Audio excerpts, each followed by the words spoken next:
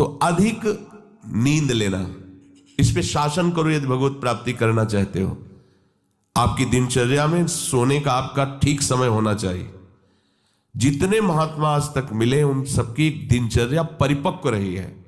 परिपक्व दिनचर्या 2-4 मिनट की बात नहीं कहते, नहीं, उनका उठना, उनका लेटना, उनका खाना, उनका पीना एक टाइम पे होता है। ऐसा नहीं है जब चाहा तब। अगर उस समय तक भोजन नहीं मिला तो इसके बाद वो भोजन नहीं पाएंगे, चाहे 56 प्रकार के भोग आ जाए। एक महात्मा जिस आश्रम में हम गंगा किनारे रुके थे उसी आश्रम में आए थे। शाम टाइम वो कुछ नहीं लेते थे, एक टाइम दोपहर में अगर भिक्षा मिल गई तो लेते थे। प्रायः कौन इनके पीछे पड़ता है, खान पान के पीछे। जिसकी लगन लग जाती है प्रभु की प्राप्ति में, ये तो बहुत छोटी बातें हैं। इन महापुरुषों को देखो, वो शाम के जो उस आश्रम में आए जहां हम टिके हुए थे, तो उनको गाय वहां आश्रम में थी, तो संतों को शाम के बयारू कराई जाती थी, एक एक गिलास दूध दिया जाता था। तो बयारू तो करते नहीं थे, जब दूध तो उनका नहीं, हमारा नियम है, मैं एक बार दिन में जो भगवत इच्छा से मिलता पाते हैं, फिर नहीं। अरे नहीं स्वामी, दूसरी बार पूछते उनकी दृष्टि, ये क्या है, ये कोई स्वागत है? अरे परमार्थ के पति होकर के नियम को तोड़ने के लिए तुम जोड़ दे रहे हो, ये क्या प्राण पोषण करना ही साधु का धर्म है क्या?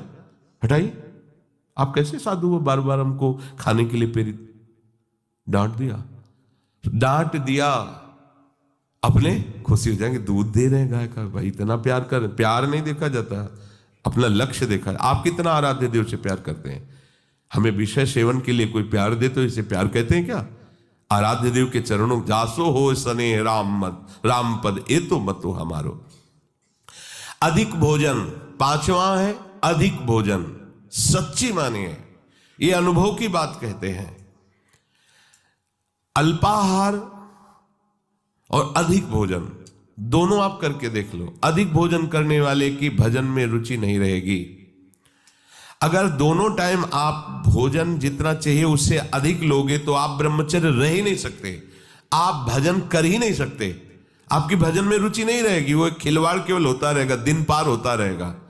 और आप 2-4 दिन आपको थोड़ा परेशानी पड़ेगी किसी भी संयम को धारण करने के लिए, आप उसे धारण कीजिए, फिर आप देखिएगा। अगर आप 15-20 दिन ऐसे संयम से चले, फिर आपको हम ही छूट दे दें तो आप कहोगे नहीं बस ऐसा ही ठीक है। धीरे धीरे आपको हर इंद्रिय, हर वृत्ति को अपने आराध्य देव प्रियालाल में समर्पित करना है।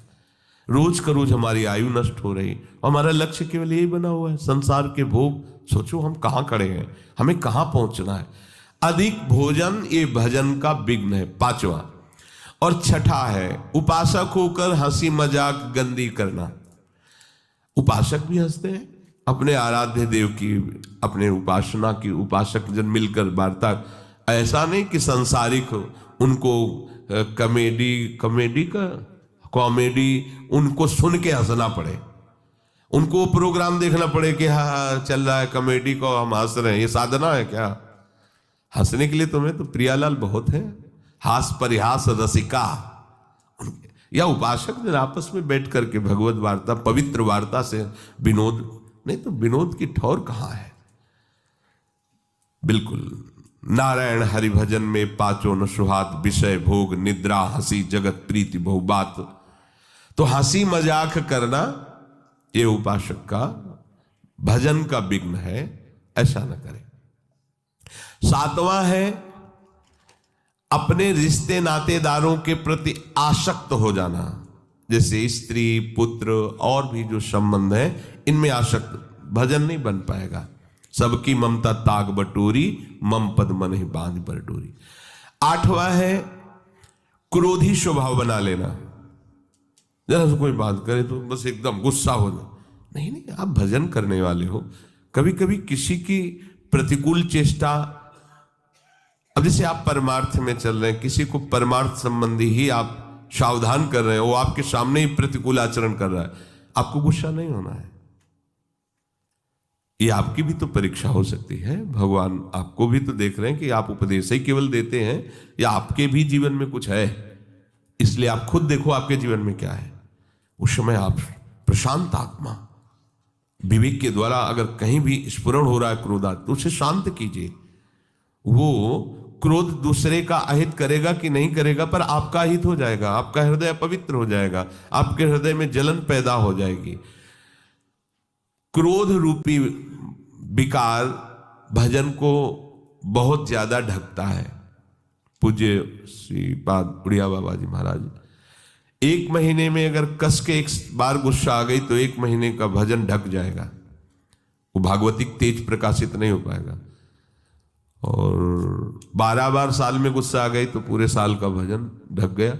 और यहां दिन में 12 बार आ जाता होगा गुस्सा, ये ऐसा कैसे, ये ऐसा कैसे। गुस्सा नहीं करनी, क्रोध नहीं आने देना अंदर से। नवा है हिंसा करना। हिंसा वाणी से भी होती है, मन से भी होती है और शरीर से भी होती है। जो भगवत मार्ग का पथिक है सावधान रहता है शरीर से, तो हिंसा मुश्किल ही बनती है। किसी भी जीव को कष्ट देने का स्वभाव होने वाला साधक कैसे हो सकता है? किसी भी जीव को पीड़ा देने वाला कैसे साधक हो? परमार्थ का पथिक वो हो ही नहीं सकता, वो तो नाटकबाजी है। किसी भी जीव को शरीर से पीड़ा कैसे दे सकता है? वो नहीं दे सकता। बड़ी सावधानी रखने की जरूरत है। किसी भी जीव को नहीं। सांप मारो मारो मारो, बिच्छी मारो, कुछ को देखते छिपकली ऐसे भयभीत हो जैसे मगरमच्छ हो छिपकली, हाँ उसको निकाल के मार, ये सब बिल्कुल सावधान। बाबा श्रीधर जी महाराज कालीदय 10-12 छिपकली मच्छरदानी में ऊपर, मच्छरदानी ऐसी मच्छर के हाथ 10-20 जगह से डाल सकते हो, ऐसी मच्छरदानी लगी थी। क्या रात दिन भजन में डूबे हुए। वो ऐसा नहीं था कि वो छिप जो जाते थे अपने लोग। तो आपका लक्ष्य प्रभु है तो आप में सबको प्रभु को देखना होगा। सब में प्रभु, कोई भी बाधा नहीं पहुंचा सकता। सेनपुर में आपको मतलब ये बात ऐसा लगेगा कि शायद अत्युक्ति करके कही जा रही हो। जैसे काले चीटे घूमते ना, ऐसे भूरी और काली बिच्छी घूमती थी शाम के, और एक से एक कोबरा, किंग कोबरा, बड़े बड़े सांप, क्योंकि गंगा का किनारा, भीषण जंगल। और एक पंजीरी बाबा, बूढ़े बाबा उधर रहते थे और दूसरे हम वहां थे। और वो कान के बहरे थे कि हल्ला बचाओ तो सुनाई न दे। अब केवल भगवद आश्रय ले ही तो और क्या वहां रह सकता है। बस दृढ़ निश्चय था कि अगर संयोग है तो काटेगा, नहीं तो नहीं काटेगा। तो बहुत समय तक रहने पर कभी बिच्छी ने नहीं मारा, कभी सांप ने। ऐसे आसन में बैठे हुए और ऐसे सांप जा रहे हैं, ऐसे बिचखा पर सांप। उल्लुओं की आवाज तो ऐसे जैसे कोई संगीत गा रहा हो। 14 राग से उगाता है उल्लू, 14 प्रकार की आवाज होती हो, हर आवाज में एक भय उत्पन्न हो। गंगा जी के किनारे तो प्रतिध्वनि भी होती थी उसकी। अंधेरा, न कोई लाइट, न कुछ, केवल प्रभु ही प्रभु, मंत्राकार वृत्ति। अरे जो पीछे संत महात्मा इसीलिए ऐसे स्थानों का चयन करते थे, अन्य आश्रय नहीं, केवल भजन ही करना पड़ेगा, दूसरा उपाय नहीं है। हिंसा ना तो शरीर से होनी चाहिए, और वाणी से भी हिंसा होती है। किसी के दिल में दुख पहुंचाने वाली वाणी बोलना है हिंसात्मक वाणी है? नहीं। सबके दिल में दिलवर वास करता है, उसी की हम उपासना करते हैं। हमको ऐसे कठोर वचन नहीं बोलने हैं जिससे उसका हृदय दुखी हो जाए। हम अपनी बात कह देते हैं, ना मानो आपका। देखो भगवान गीता जी बोल दिए ना, मानो या ना मानो तुम्हारी बात है। मानोगे तो भगवदानंद में रहोगे, नहीं मानोगे तो विषयानंद में डूबोगे। और एक होता है मन से हिंसा करना, ये ज्यादा होता है। शरीर से हिंसा करना तो साधक मार्ग में बहुत ही निंदनीय है। वो तो शायद ही कोई ऐसा मूर्खतावश कर दे, नहीं तो नहीं करेगा, क्योंकि वो साधक मार्ग में चल रहा, उपासना मार्ग में। काहे कि किसी जीव की हत्या करेगा? वाणी से वो भी चूक कर सकता है। किसी को ऐसे दुखद वचन, जाओ भोगोगे, ये भी दंड है ना, ये भी आप हिंसात्मक वचन बोल रहे हैं। अगर आप भजन करते हैं और आपका वचन लागू हो गया, जाओ भोगो, तो आपने उसके लिए विधान कर दिया ना दुख का। तो साधु से होए न कारज हानि, साधु तो परहित परम मंगल करने वाला होता है, उसके दुख का विधान कैसे करें? और मन से होता है कि जब कोई हमारे प्रतिकूल चलता है तो एक जलन होती है, उस जलन में हमारे अंदर निकलता है, भोगोगे तुम, फिर आगे चल करके तुम देख लेना तुम्हारी दुर्गति होगी, तुम अमुक कष्ट पाओगे, जाओ ऐसा। ऐसे वो जो मन है ना वो अपने आप संकल्प करता है, तब इसको समझ में आएगा कि ये जो हमारी प्रतिकूलता कर रहा है ना, तब इसको समझ, ये सब बातें नहीं होनी चाहिए। अगर ये बातें हैं तो आपके भजन में टांग टूट जाएगी आपकी, आप भजन की चढ़ाई पे नहीं चढ़ पाएंगे। ये टांग तो सुरक्षित बनी रहे चाहे, लेकिन भजन की चढ़ाई आप नहीं चढ़ पाएंगे, आप फिसल जाएंगे। जो दूसरे का तनिक भी अहित सोचता है, उस दूसरे का अहित हो या ना हो, तुम्हारा उसी क्षण से अहित शुरू हो गया, उसी क्षण से तुम्हारा हानि शुरू हो गया। 10वां है काम विकार। ये चाहे कर्म मार्ग का पथिक हो, कर्मयोग, भक्ति योग, ज्ञान योग, ये तीनों मार्गों में अपना एक छत्र बाधा का राज्य उपस्थित करता है काम। ये छोटी मोटी शक्ति नहीं, चाहे ज्ञान मार्ग में हो, चाहे कर्मयोग मार्ग में हो, चाहे भक्ति योग मार्ग में हो।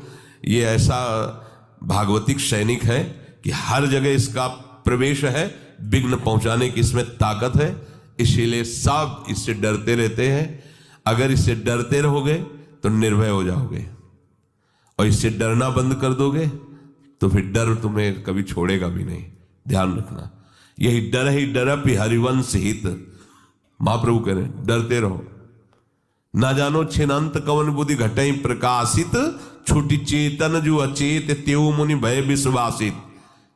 महाप्रभु कह रहे हैं डरते रहो, ये बात से डरते रहो। एक संत भगवान कह रहे थे काला सर्प काट ले तो उसका उपचार हो सकता है, लेकिन ये काम अपना अधिकार हृदय पे कर ले, ये डस ले, इसका उपचार नहीं हो सकता। ये ऐसा जहर है कि वो लहरें लेते रहो, पूरा जीवन वो नशा चढ़ा रहेगा उसका। और जैसे जैसे आपकी आयु कम होती जाएगी, मतलब अवस्था शरीर की बढ़ती जाएगी, आयु कम, वैसे वैसे और बढ़ता जाता है। जैसे जैसे आपकी शरीर शक्ति क्षीण होती वैसे ही वासना और रंग लाती, क्योंकि दुर्गति करना है ना। इससे चाहिए कि भगवान नाम और भगवत आश्रय के बल से इस विकार को सह कर शांत किया जाए। जितना आप सहनशील होगे उतने ये शांत होता चला जाएगा। 11वां, अपनी निंदा होने पर सहन न करना। ये भजन में बाधा है। जब अपनी निंदा हो तो आनंद मनाना चाहिए अंदर से, कि जो हमें प्रारब्ध भोग भोगना था दंड रूप में, वो निंदा करके उसको नष्ट कर रहा है। बड़ी कृपा हुई। अंदर से इस बात को समझिएगा। अगर हमारी कोई निंदा कर रहा है तो हमें आनंदित होना चाहिए, हमारा परमार्थ मार्ग साफ हो रहा है। ध्यान रखना, हमारा परमार्थ मार्ग जो बाधित होने वाला था उसकी निंदा से कट गया। बहुत बड़ा प्रभाव है। बिना भोगे तुम्हारे प्रारब्ध का नाश करा दे वो निंदक है, इससे बड़ा कोई हमारा सहयोगी नहीं है। साधो निंदक मित्र हमारा।